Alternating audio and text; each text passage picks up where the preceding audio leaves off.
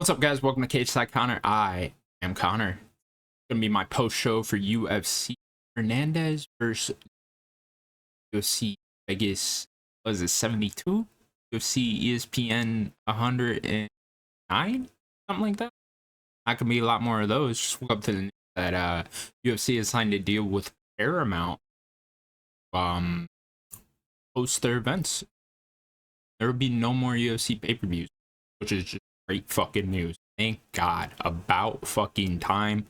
Make sure you guys subscribe to the channel, though. Otherwise, you will be paying for UFC pay-per-view from here on out forever. You specifically, just you. You're the only one. So do it.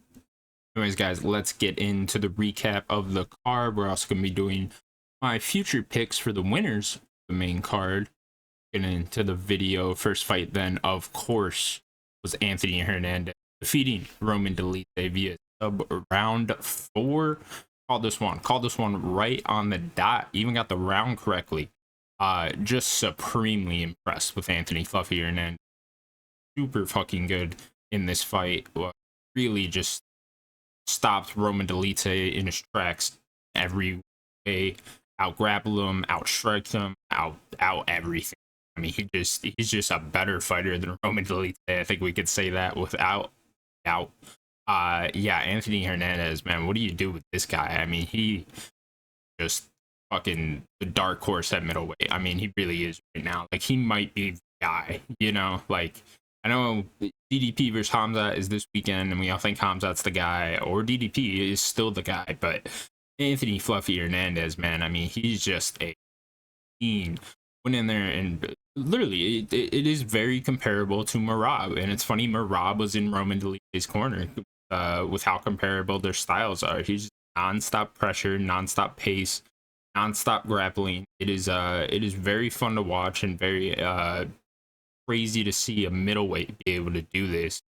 Yeah, I've been high on Fluffy Hernandez for a long time, but this was definitely like his coming out performance, you know. Like, I think we'll look back on this one, and this is when the title shot talks will really start for him, was with this win over.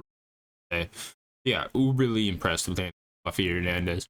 What do we do with Fluffy next? You know, I mean, he got the sick choke here. Just really big brothered him at the end here. I mean, Roman Delite, they just had nothing left in him by the end of the round. And Fluffy just very easily able to sink in that choke, dragged him back a little bit, and just fucking flat out dropped him. For Anthony Fluffy Hernandez, I've been saying it since before this fight. If Fluffy won, you do Fluffy Hernandez versus Reiner de Ritter.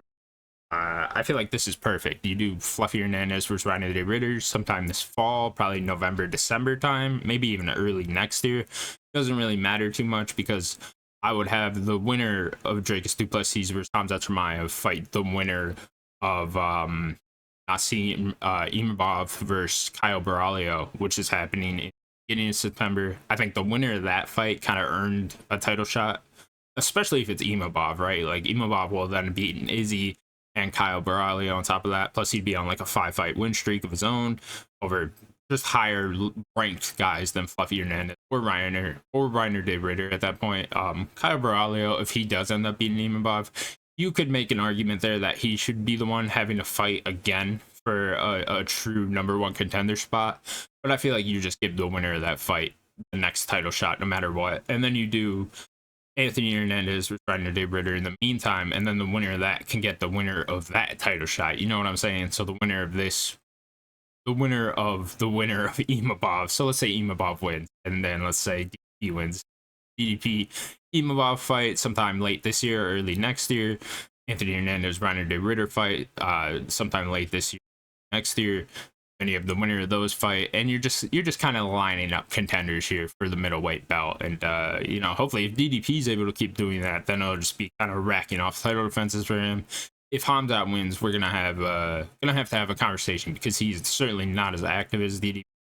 Currently only fighting about once a year, so if Hamza keeps winning, we're probably gonna have to rethink this strategy. But until that point in time comes, I guess we'll just keep it as is. And Hamza is saying he will be more active if he is successful in the title, so we will see. But yeah, that's what I'm going with here. Set up Anthony Hernandez, Reiner de Ritter, put it on the MSG card for all I care. That'd be fun as fuck. That's a really good pay-per-view opener, or you can even make that a co-main on the December pay-per-view or whatever.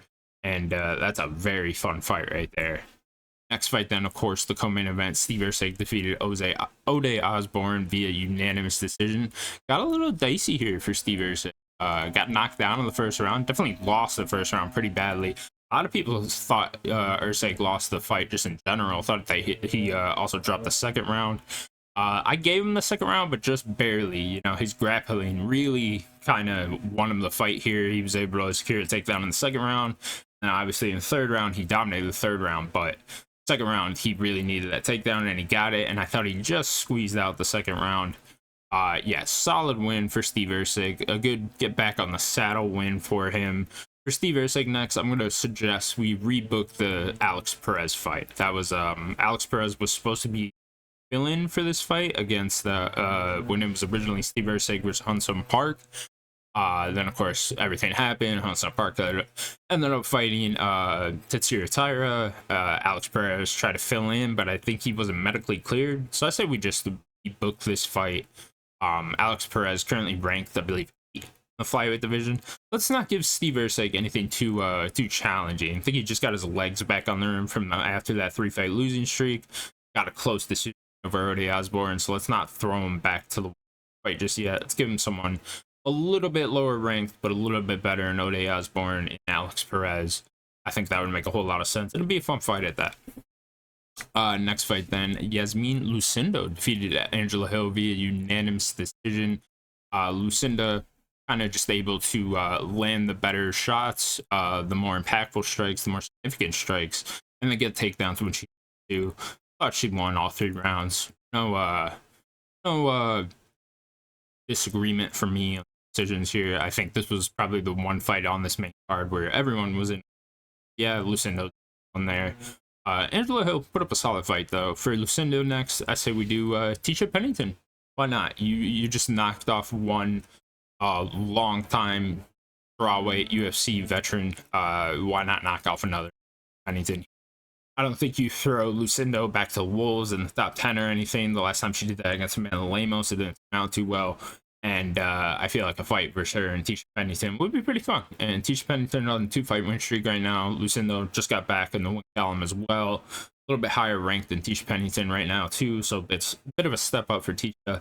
And yeah, it'd be a good fight. Throw that on a main card on a fight night or something like that. Throw that on the Brazil card. That'd be fun. The Brazil fight night going down on October 11th, I believe. Headline by Charles Oliveira, Rafael. Can't wait for that one. Next fight then, Andre Fili defeated Christian Rodriguez via split decision. This one I was shocked by. I thought Christian Rodriguez had this one in the bag. But Andre Fili, longtime vet, man. And this was definitely a veteran who knew how to win here. You know, that was that's what really came out there. A lot of people kind of arguing with the scorecards here. A lot of people seem to think Andre Fili should have got all 3 rounds, should have won a unanimous decision. I thought Christian Rodriguez won the second round for sure. But yeah, I don't think you can argue much past that for C-Rod. Just a veteran performance, like I was saying, by Andre Fili here.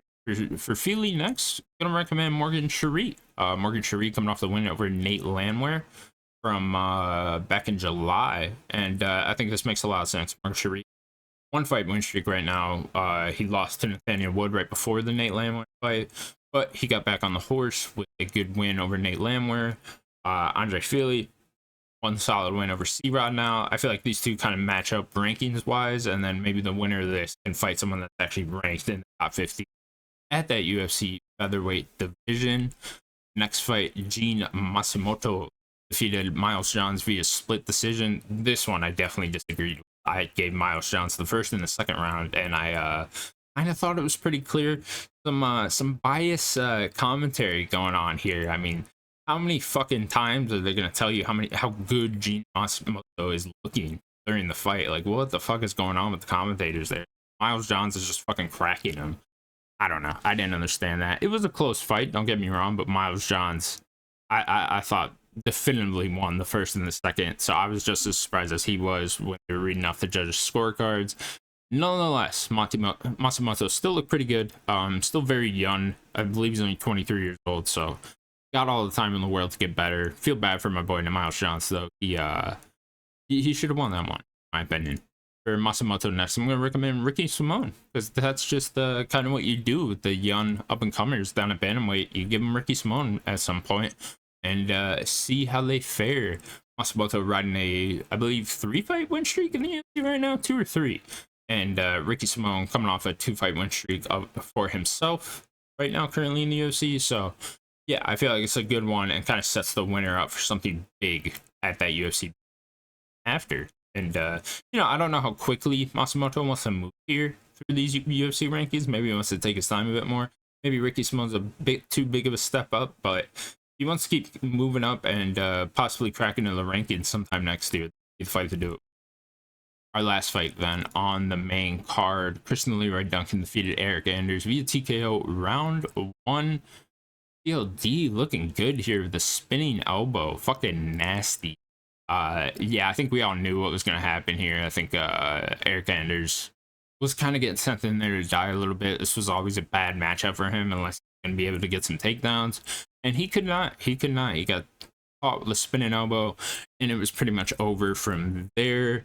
CLD, very good. Looks great on the feet. And so I'm going to set him up for a strikers matchup next against Roman Kapilov. I think Roman Kapilov a bit more of a striker for CLD here. I think both these guys will be throwing some fun spinning shit in this fight, and I think we'd all have a good time watching it. You know, Roman Kapilov maybe a bit too high ranked for CLD right now.